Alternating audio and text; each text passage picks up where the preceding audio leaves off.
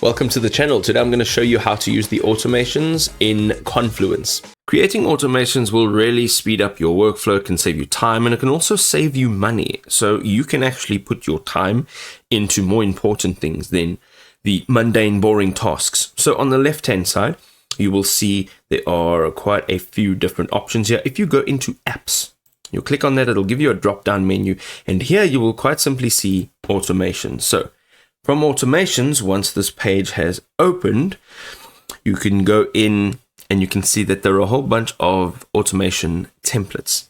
Okay, read through the organization templates.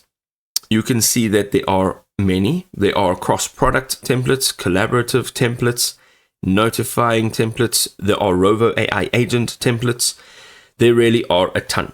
You can also go and search for a specific template. You can change the category that you'd like to look in, and then you can also change which app you would like this to be able to operate in. Now, if we are using just Confluence, you can simply just add Confluence in over there. You can also choose a template that has a specific trigger. So whatever it is over here, you can go ahead and choose whichever one you would like. Now, once you've actually chosen one, let's just say, for example, it's the change page owner when scheduled for pages with deactivated accounts. Go ahead and click on it. Once you've clicked on it, you can see all of the details. Okay, so this is the trigger, and then it has branched out. You can see that they have elements over here. So these are the actions. If you click on any one of these actions as well as the trigger on the right hand side, you will be able to see all the details. So for example, if you click on this, you can change all of its details over here. Once you have changed all the details, you can also go ahead, add a branch or add a component. You can see, right, there we go. We can choose all the details. You'll have to connect Rovo agent over there. But ultimately, what you are doing is you are customizing this template further. So you don't have to completely start from scratch.